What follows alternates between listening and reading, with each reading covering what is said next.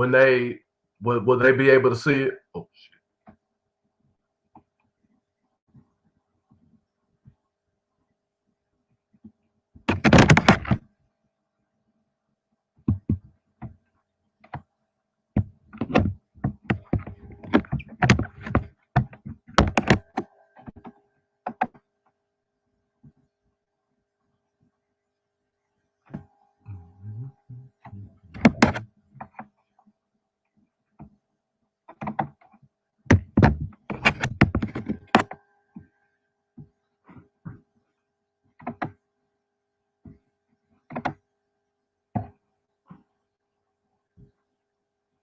we ready to roll?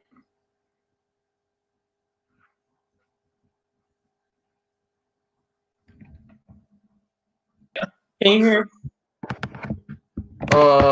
Burley. Can't hear you. You can't hear me? Yeah, we got a little bit of technical difficulties. Give us a second, y'all. Okay. Let me know when we ready.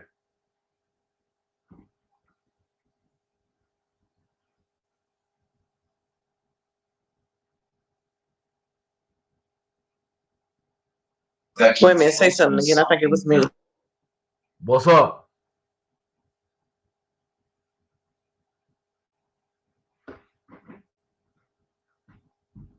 You still can't hear? Yes. I can hear a bunch of background noise on your end. Yeah, I know it's the TV. Okay.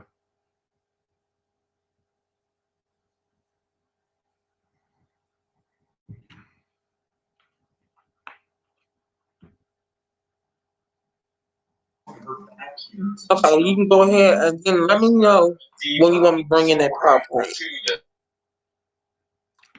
Let you know when I want you to do what? Bring in that PowerPoint. Oh, you can do that from the start, or you don't have to at all. The choice is yours on that. I kind of changed a thing or two on it, so I have it up on my screen, but I'm guessing you can't see it. So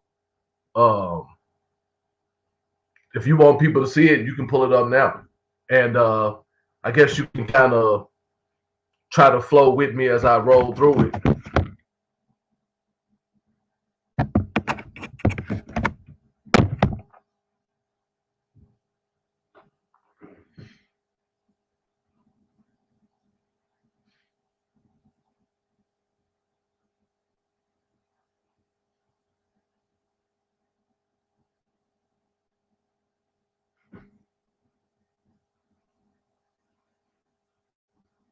Okay, I got it shared. It's right here. Did you ever look? Let me see if I can switch you.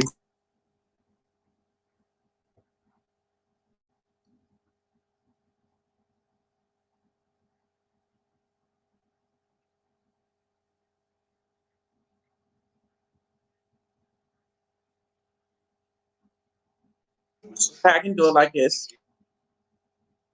Okay, so we ready to roll? Yep. Okay.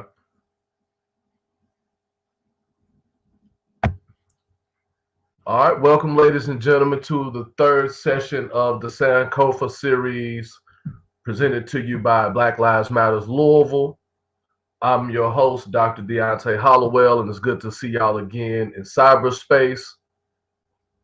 Last week, we spoke about resistance against police unions, and today, we were actually going to talk about the FOP, but then I think my partner Savvy and Chantrice may have touched on that yesterday in chat.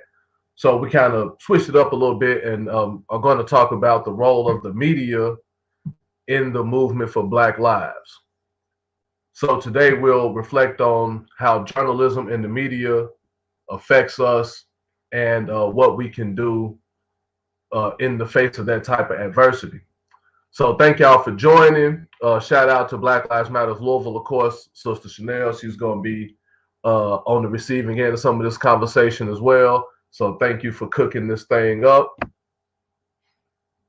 So Chanel, can we start off with a little roll call? In other words, I'm not able to see who's out there in the cyber world. but maybe you can drop a name or two to me, or maybe somebody wants to shout out somebody that's out there. Is that what's that like? Can we do that? Got you. Let me take a look. Say what? I'm checking. Hold on. Okay, all right.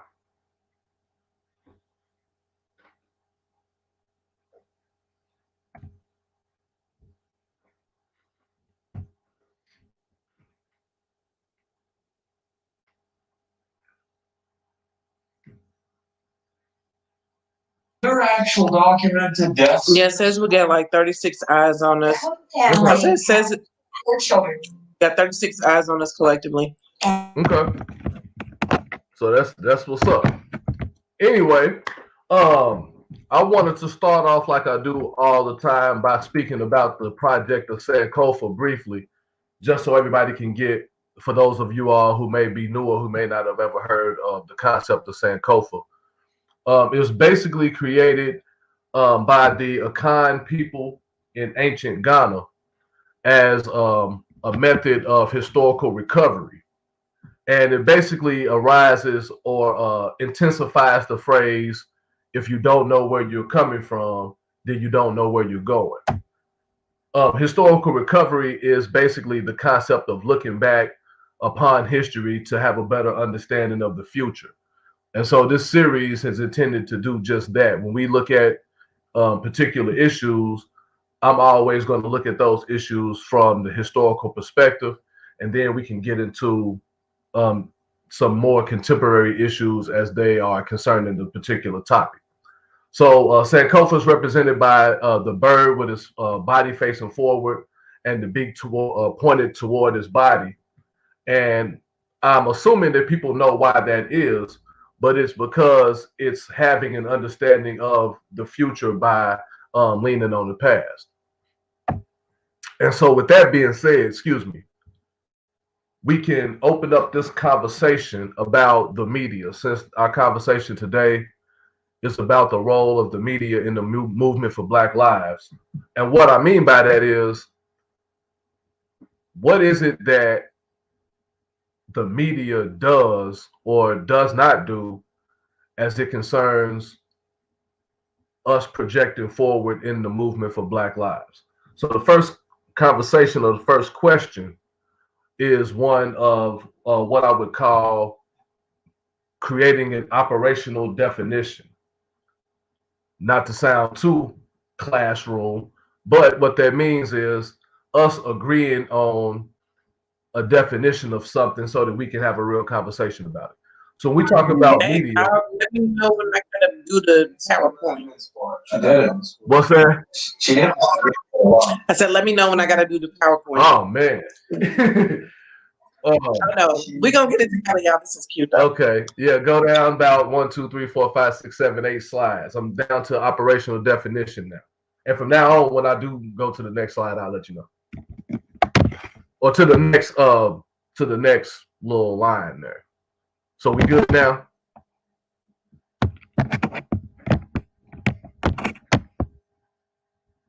Let me know when you have where it says operational definition.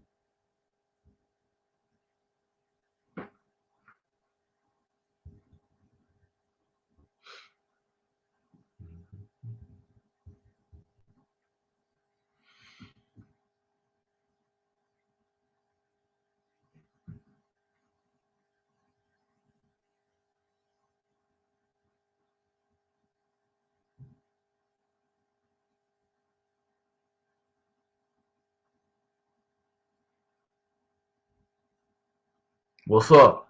What we got?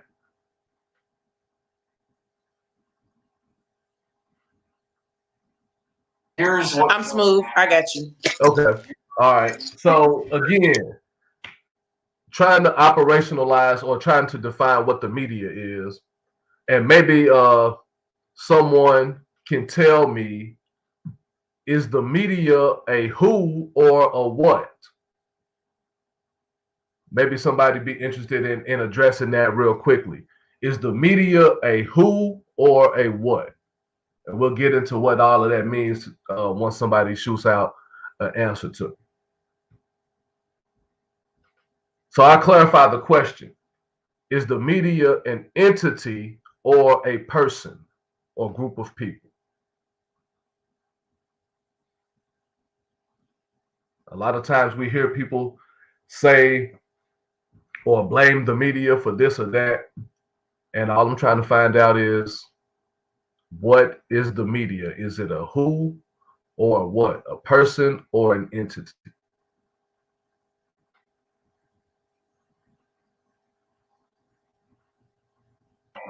I'm gonna say it's a what. It's like this machine. Okay. So you would be absolutely right. As an entity, or as you said, as a machine, the media is basically a mass means of communication that includes such items as broadcasting, which is like television or radio, publication, which is like journals, magazines, books, and of course also the internet. However, the media can also be a person or a group of people or anyone that works for any of the four aforementioned entities by spreading information on their behalf. So people like journalists or what y'all call now influencers, whatever the hell that is, but people who basically work on behalf or in the interest of the media, of course, could be considered media as well. So when we talk about the media, we have to be careful what we mean and who and which entity or person or people that we're talking about. Let's go to the next thing there. So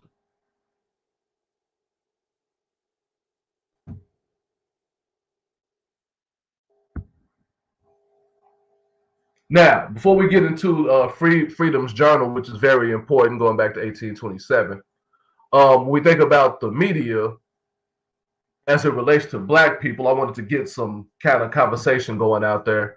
What comes to mind when we first think about media as it relates to Black people? What are some of the things that come to mind?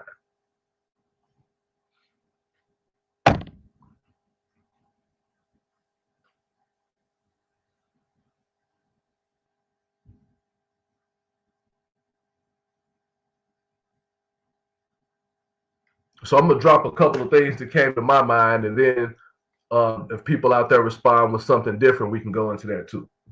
So obviously, the first thing I think about when I think about the media is negative portrayals of Black people, and we can get into some of that as far as historically how specifically in white media, Black people have been portrayed negatively.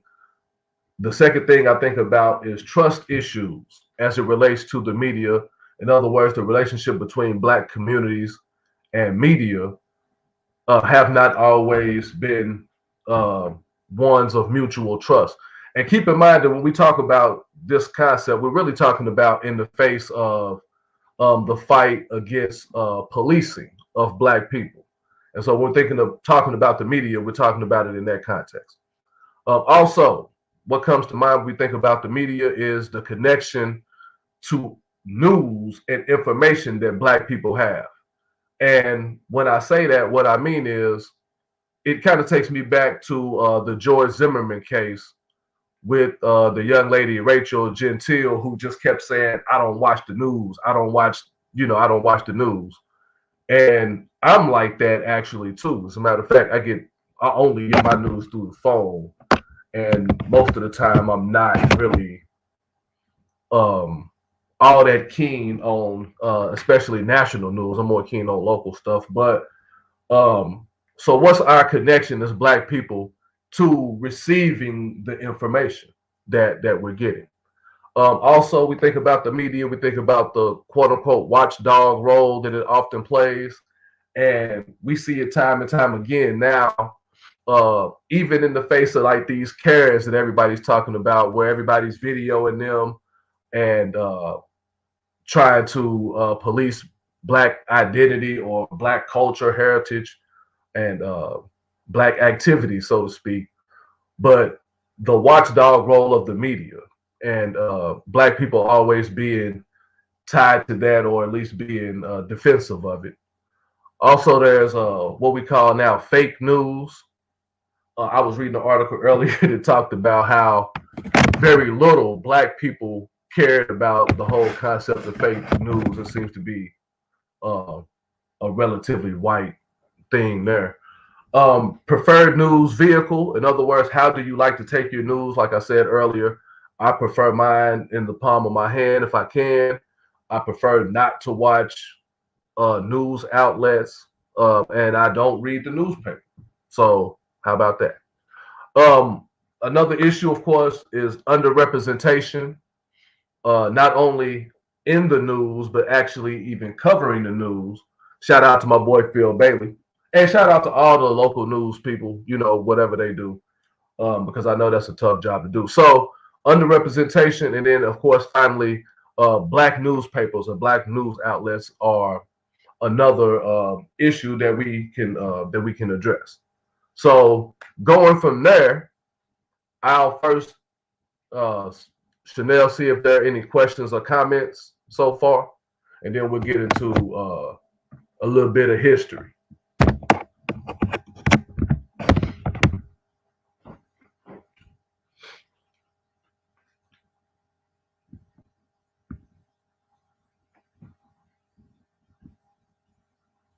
No, that's all. He was murdered. He All right. was.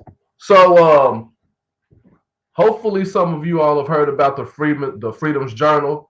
It was established in 1827 as basically a function of the abolitionist movement. Now, if I was real cool, I'd have some pictures of Samuel Cornish and John Rusham that created the journal back in 1827. But it started out as a very militant organization based out of New York City. Next slide, please. Do two of them, matter of fact. The purpose of the Freedom's Journal was to initially debunk racism. Obviously, if you think back to how things had to be in 1827, the media coverage, the newspaper coverage of Black people could not have been favorable, seeing as though it's still not favorable now. But they also had the purpose, Rushram and Cornish did, of reaching out to Blacks in the North and the South, because, of course, people had the stigma that Blacks in the South didn't read. And obviously, this was during slavery. So you have to imagine that even possessing this journal was basically illegal because it wasn't legal for enslaved Blacks to read. And so anybody enslaved that got their hands on this Freedom's Journal probably was in some deep doo-doo. But so purpose, again, getting North and South Blacks to read by encouraging articles specifically about Black culture and Black heritage. Again, the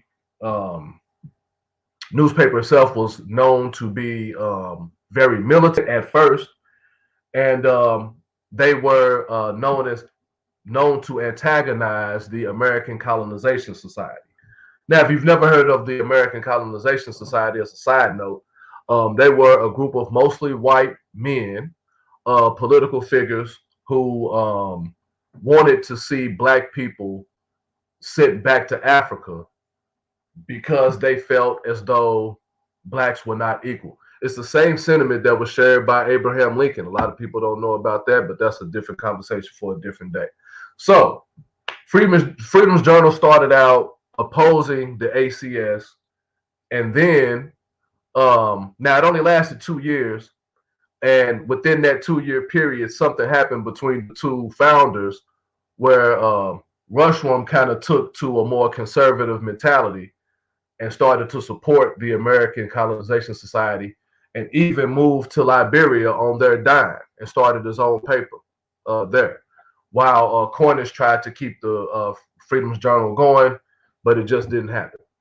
Importantly, in 1892, we have the Red Record, which was recorded by the legendary Ida B. Wells, who was the foremost authority on the lynching that was going on in the 1890s. So again, just as an aside, as we're thinking about these black media outlets and the history of black media, keep in mind what was going on during the times in which they were founded. So in 1827, we're talking about during the era of enslavement. Imagine what that was like to have a black paper at that time. Same thing goes for 1892.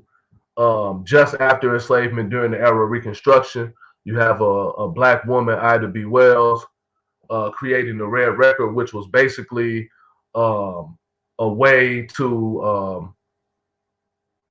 let it be known about the lynchings that were going on in the 1890s. If you didn't know, the 1890s until about 1910 is often known as the era of lynching. Specifically in 1892, as it was revealed in the Red Record, more than 200 blacks were lynched during that 1 year. And so Ida B. Wells was able to use firsthand accounts to shame white Americans, but as equally as important, she was also able to use statistics. And so in 1892, you had her leading the charge as it pertains to uncovering the lynchings that were going on.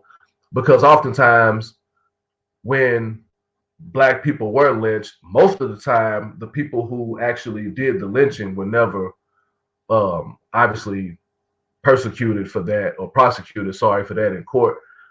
They would often say that those persons died by the hands of the unknown and leave it at that. But you have to imagine that most of the people doing this stuff, even under the guise of the KKK, were more than likely a part of the political system, specifically in the South. The Chicago Defender, wow, that's a typo. Next slide, Chanel, appears in 1905, obviously in Chicago, and obviously in the face of, leading up to what is called Red Summer. Some of you probably heard of that, especially if y'all out there in the activist community, referring back to that. But next slide. It was created by Robert S. Abbott, again in 1905 out of Chicago. And it was created by Abbott from a 25-cent investment. And from that 25-cent investment, he was able to build what was known and still is known as the most influential black newspaper in the U.S. And it is known also for its militancy. And let me go back, my bad, but going back to the Freedom's Journal, if you've ever heard of David Walker's Appeal, it was published in the Freedom's Journal. So that'll tell you how gangster started off. All right, going back to the Chicago Defender, 1905, created and published by Robert S. Abbott. And again, he started off with the 25-cent investment. And it was an operation that was ran out of a small kitchen owned by his landlord, out of all things. And so, again, he built this up to be the most influential newspaper, black newspaper in the U.S. Obviously, if you've heard of the Louisville Defender, it is an offspring of the Chicago Defender. Again, Red Summer happens in 1919, and this was an era of that kind of capped off the lynching era that I mentioned earlier. Starting off with riots in Chicago and in other places. And the Chicago Defender was right there in the midst of the action, giving the firsthand news to the people, mostly in Chicago, but then they eventually was spread out. Nowadays, the Chicago Defender was developed and known as the Chicago Daily Defender. All right. I'm ready for the next slide. Actually, go down two if you haven't to the National Association of Black Journalists.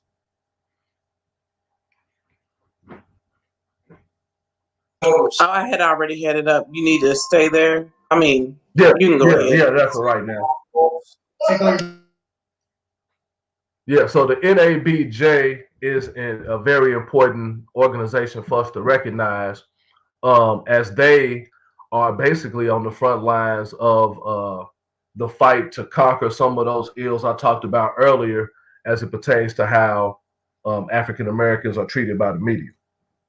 And so whether it's television, whether it's news, whether it's um, newspaper, what have you, any depictions of African Americans or images that are negative in any relationships that are negative as it pertains to Black communities and their dealings with the media are basically the job of the NABJ. Now, the NABJ, next slide, please, is comprised of journalists, students of journalism, and media professionals. And of course, it's an all Black organization.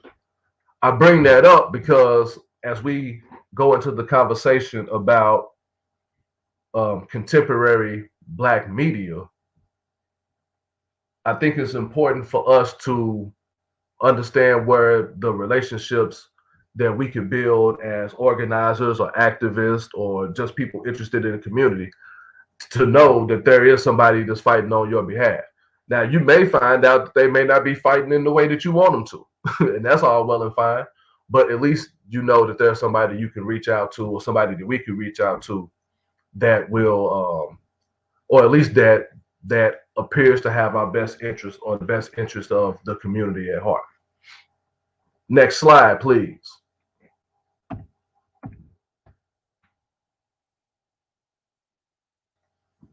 So, contemporary Black media.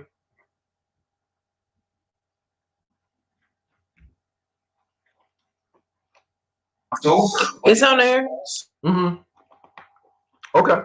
So, full disclosure, when I was at U of L back in the late 90s, I joined with a group of brothers to create what we called the Solution, SOUL, all caps, UTION. And that was really a trip. It was one of the first Black newspapers on U of L's campus. There was a paper that had come out, I think it was called the Griot, before ours, but it didn't have mass circulation like we did. We actually had a real print newspaper.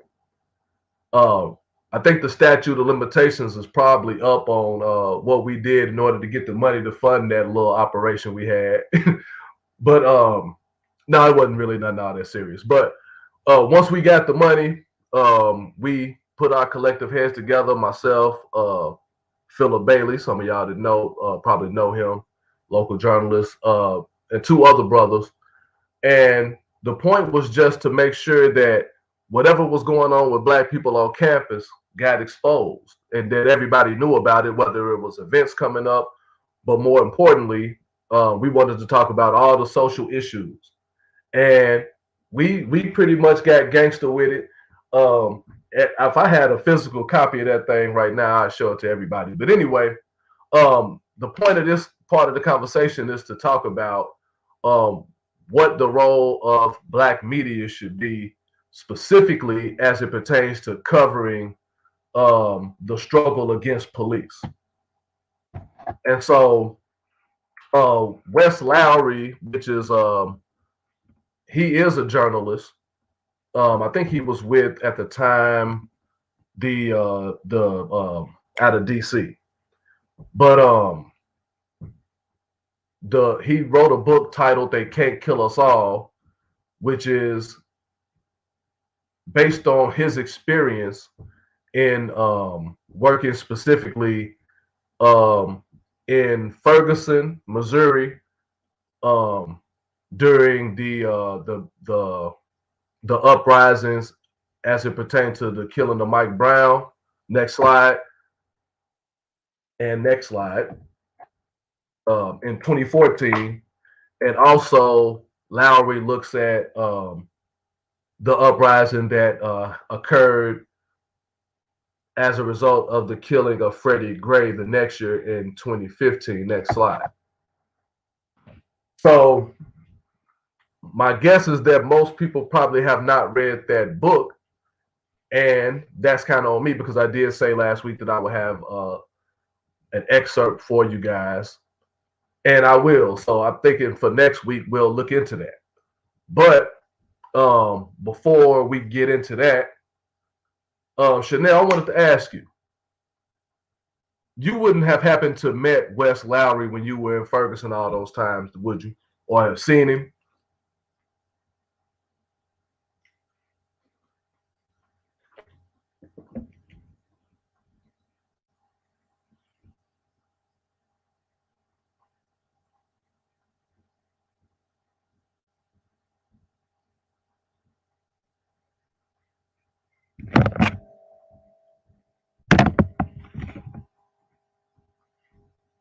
Chanel, you with me?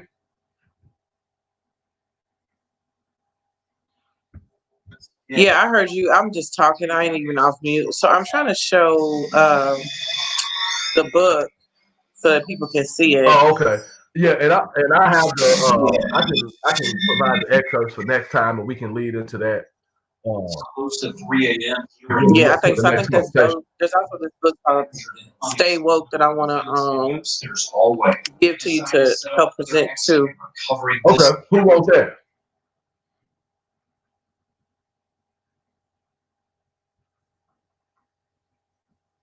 Give me a hot sec. Okay.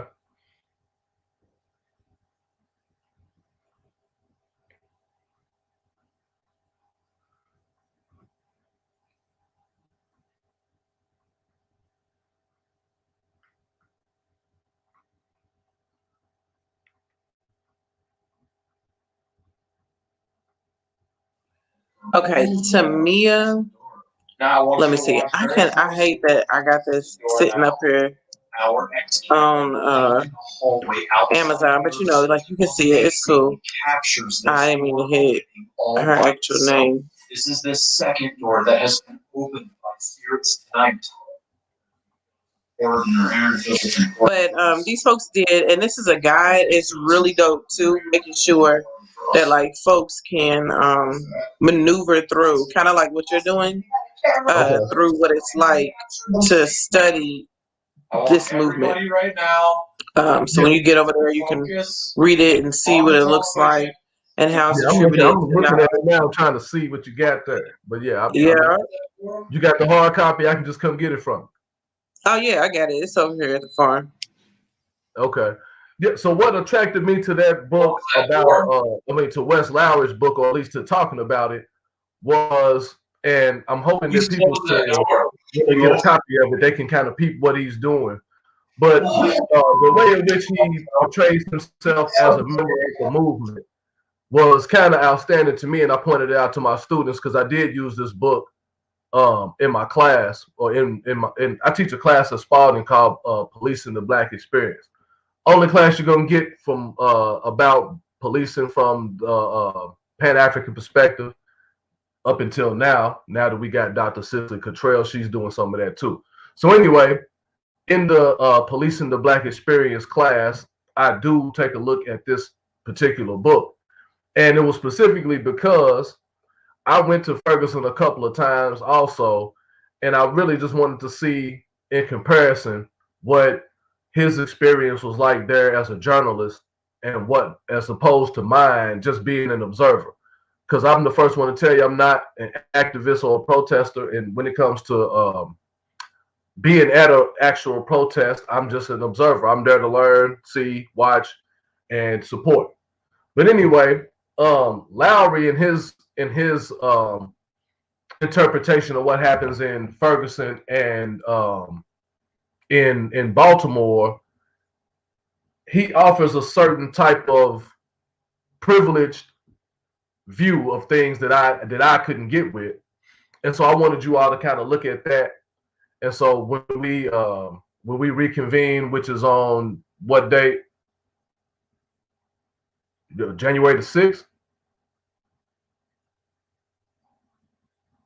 For some reason that date's ringing a bell. But anyway, when we reconvene on January the 6th, we can talk about Lowry's portrayal of the uprisings in Ferguson and his portrayal of the uprisings in Baltimore. But what I wanted to get to briefly before we close out and before we talk about the homework assignment and healing, what do we expect from the media, what especially journalists, black journalists, when they cover when they cover uprisings or when they cover police shootings? How should we expect them to conduct this research?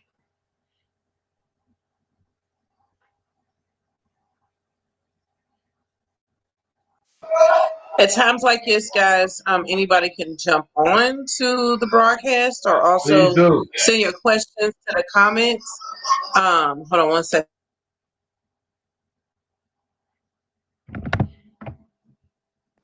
Hold on, TV up too loud.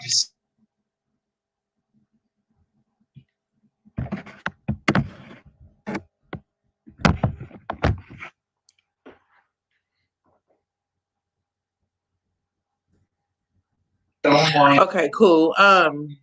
So if anybody wants to jump on, inbox me, but also send your questions to the comments. They're coming through from whatever platform you're on.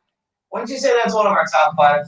But yeah, Again, what was your put question that in again? the context, Chanel. I already know Going back that. to 2014 and understanding not only what happened to Mike Brown, but where it happened. So one of the things I learned when I went to Ferguson all those times was that Ferguson being a suburb kind of St. Louis is probably the biggest issue that caused Mike Brown's death. It seems to be the one thing that the environment surrounding Mike Brown in Ferguson and the political environment that Ferguson was, it's kind of different now, interestingly. It contributed to what happened to him because the relationship between black people and the police in that particular community was bad. And so things like that were not abnormal.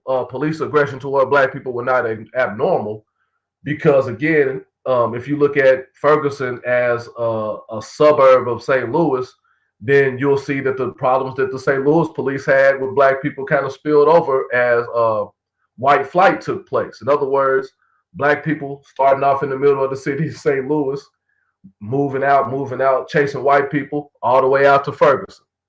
And as a result of that, they did not have black political representation in mass there at the time. They do now, or they're getting there. And they didn't have a strong black presence on the police force, even though that's not always a great factor. So putting all of those things in the context, did anybody have a question or comment out there?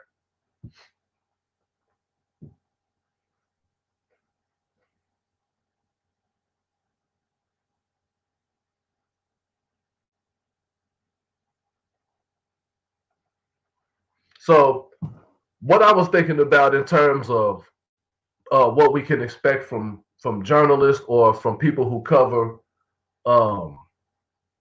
the news as it pertains to black, especially killings of unarmed black people, is first of all just to the ability to separate yourself from your job. In other words, the ability to be able to empathize with the cause and to be able to put yourself inside the shoes of the person who was murdered or a family member of the person that was murdered. I would ask that specifically of somebody black and probably not of somebody white, um, because I would expect that. I would expect that as soon as you see that the first thing you would think is, why did this happen, and not what that person did.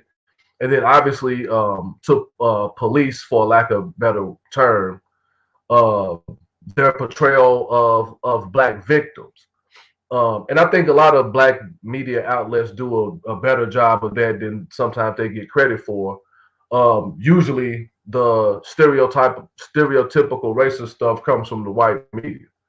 Um, so, as it pertains to Baltimore, now, well, going back to Mike Brown for a second, the context, not only the issues of Ferguson being what I would call a black city. I use another term sometimes, but like my hometown, it hovers around 25-30% black with barely any black political participation, and like I said, until now.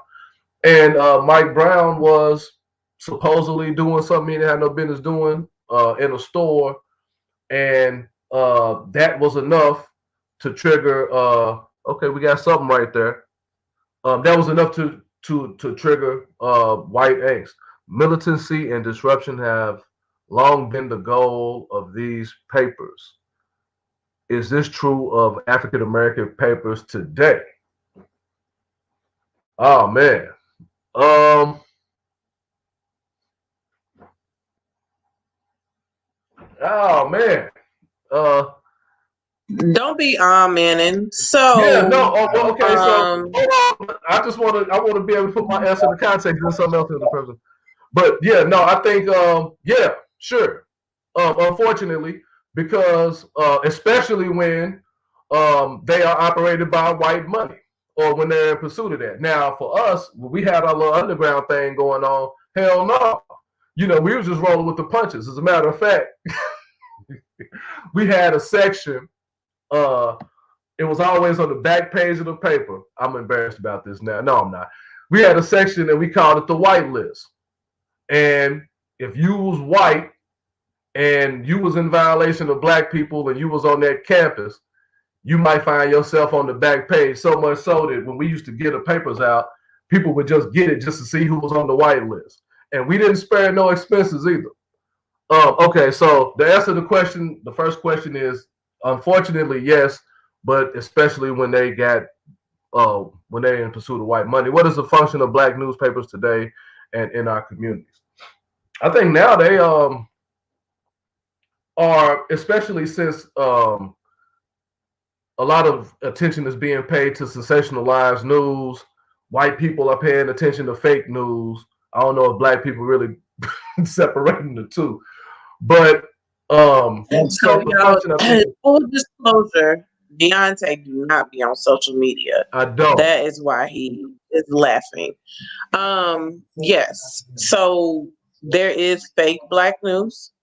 There is and I think it really caught up to us. We've been having this conversation, and it goes back to what you're talking about. If we're going to detail and make sure we document Black history, we must make sure that we're using it in full context. So people have been, using this for right now. For an example, we're talking about violence against Black people, the Tuskegee syphilis study. Mm-hmm. So people have been calling it the Tuskegee Airmen, the Institute, and all different types of things. For real, dog. Y'all, it is very much important that we make sure we tell our history and what the history is.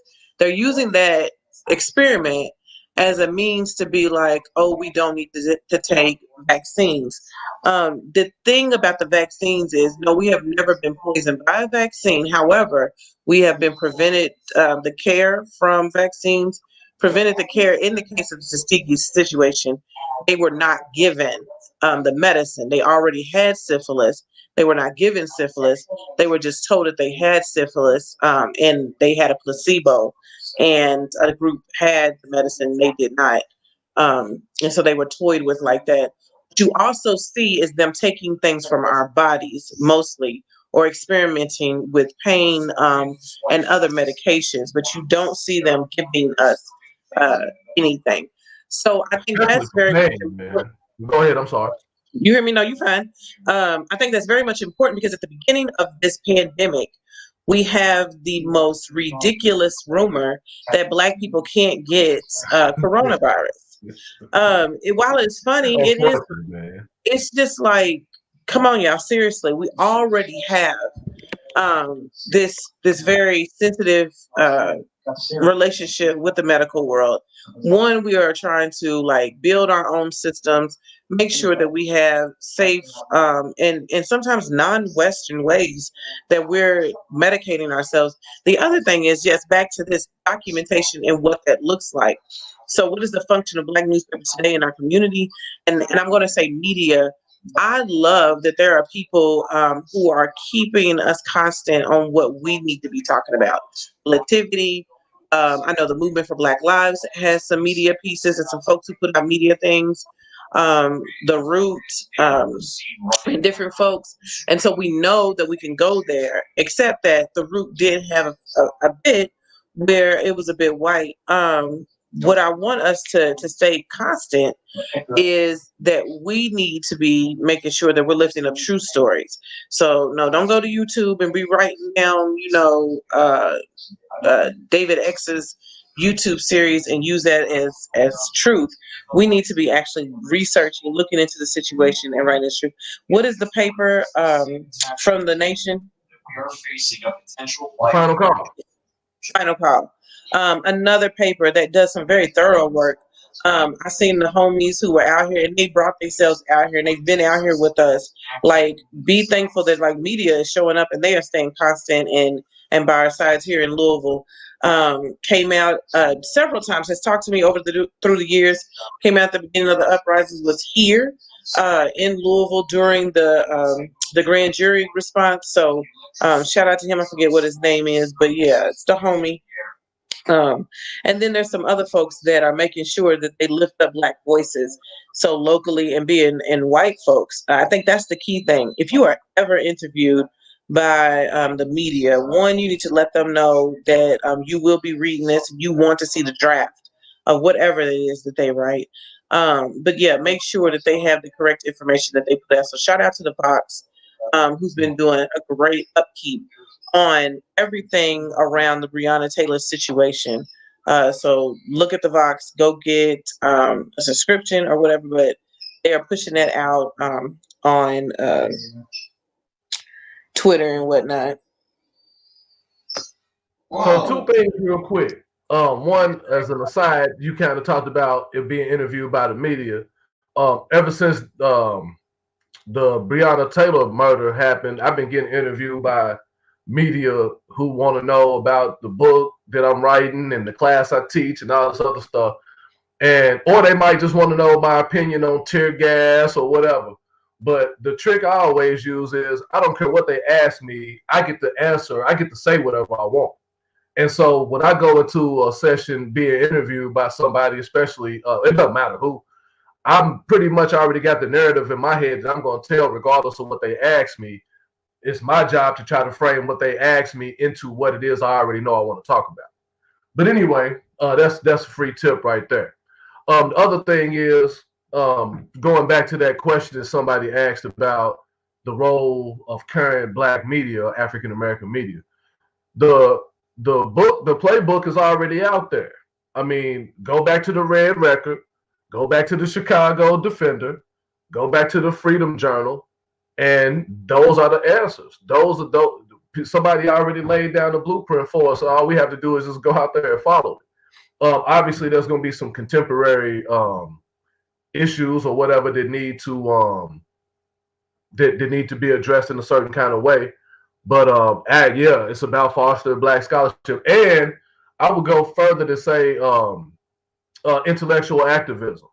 In other words, those of us who are considered intellectuals, the media, the professors, it's our job to use that intellectualism, that scholarship, to further our communities, to advance our communities. And in this case, it's our responsibility to further the Black community in any way we can by presenting true and accurate information off the top, and also being sympathetic and empathetic toward our people and presenting them in the most favorable light. Good questions.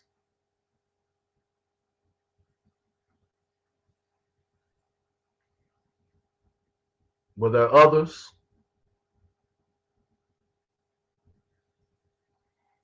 I think that's mostly it. I think uh, because there are some other things that folks be talking about. When you present a piece, I do want to elevate something that happened yesterday during our live too. Someone who's trying to get attention around an issue that they have. When you are activating, so activists, when you activate or get the information from organizers, people who are investigating, garnering the power, doing accountability sessions on the people in power, etc., and they come up with the strategy and they have a piece of a document that they need to get to you so that you can amplify. That is typically done in a one pager or a narrative built out of some type of newsletter.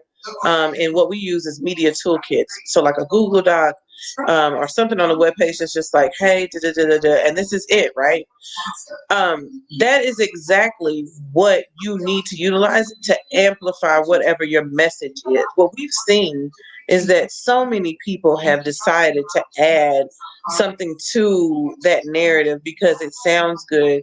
But just like any journalist, organizers too have to research to make sure that that's correct as you weaken the campaign or the strategy that you're trying to build. So when we are talking about, oh, the media messed that up, did you say it correctly? Did you utilize the narrative that was built for this? Did you say what was needed? If I say we need to make sure that we're exploring the nature at which there was so much protection around police officers who've done sexual assaults, I don't mean for folks to go repeat that and say, oh, we looking at cops that like to rape and stuff. You know, like I understand that rape is a part of sexual assault, but then you minimize the impact of what we're trying to say. When we include all of that, sexual assault also includes many other sex crimes that were done in that situation. And then we want to stay away from agitation words that you're not prepared to maneuver the agitation. So people have utilized some words and some things that have been a bit derogatory. And I'm not saying, I'm never like I advocate. You feel me? Not calling Okay. motherfuckers out their name. But what I I'm was about to saying is, say, hold on, who is this on here now I'm with? what I'm trying to say is, no, what I'm saying is make sure the agitation happens in a way that you don't jeopardize the narrative, also the campaign. So when do we need to amplify? When do we need to agitate? Some people think all the time, but if you're agitating all the time, are you actually moving anything? And how are you measuring that? Who's keeping up with that? So it's a few questions just to ask yourselves as you move through the work that you're trying to move through. The other thing about keeping the narrative together and keeping it documented is that it's security. COINTELPRO is actually real, and even before COINTELPRO, let's be clear, you have some very documented media pieces that you're looking at that Deontay has given us, and those things did not come without any pushback.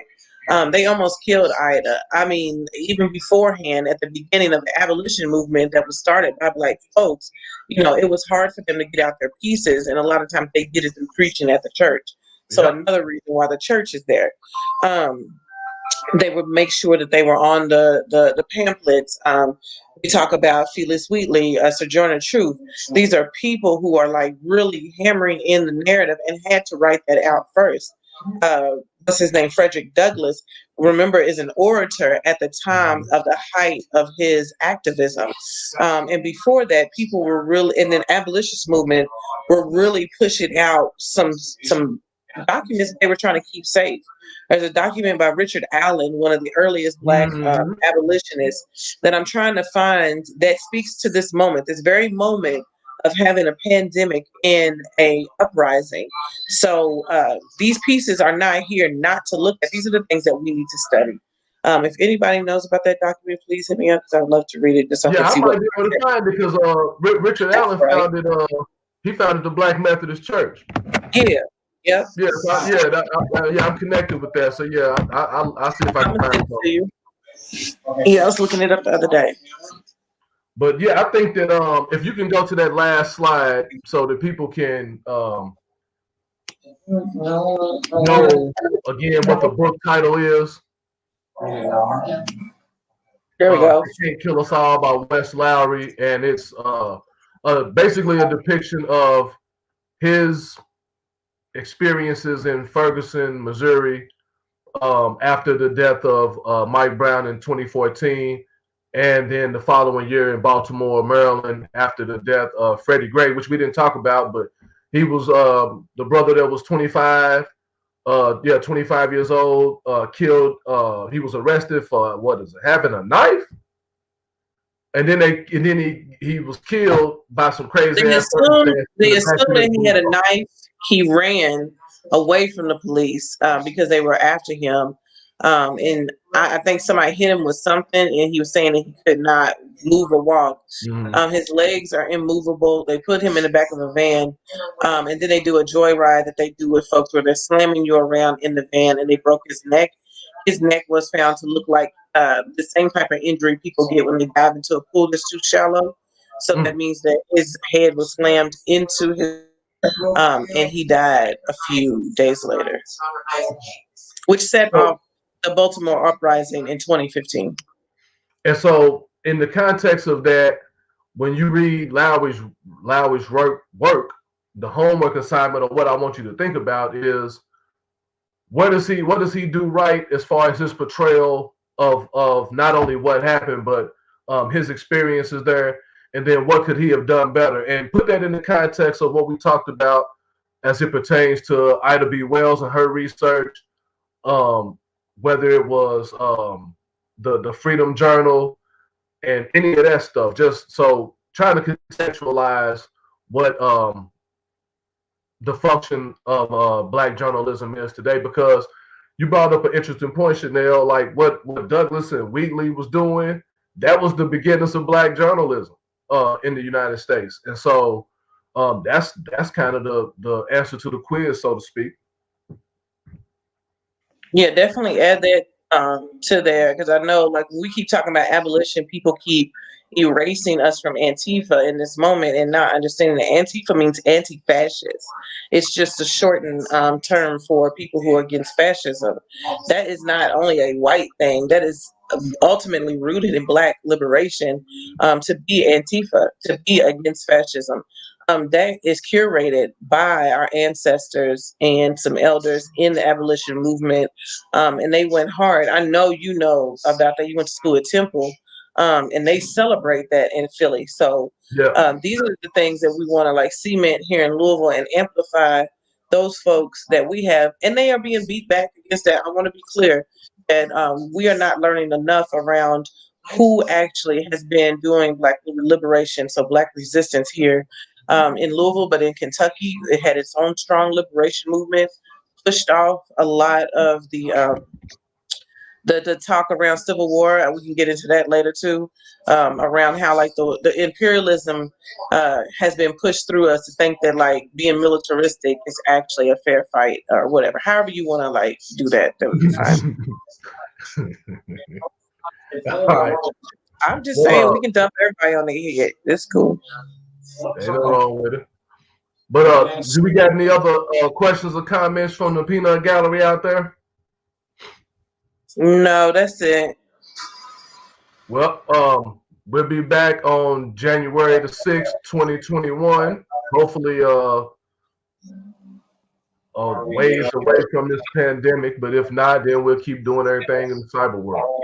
But thank you, Chanel, for opening up your cyber room to me. Hopefully, people enjoyed the session. Send us your email comments to the Sankofa Series. What is it, at Gmail or something like that? Yeah, let me pull that back up. I put it on the banner with the ticket at the bottom. I'm gonna just show Yeah, it. put that on the ticket tape. Okay, yeah. Let me see what happens if I take it off. I'm trying to take the ticker off, but I guess once you already put it on the ticker, it stays there.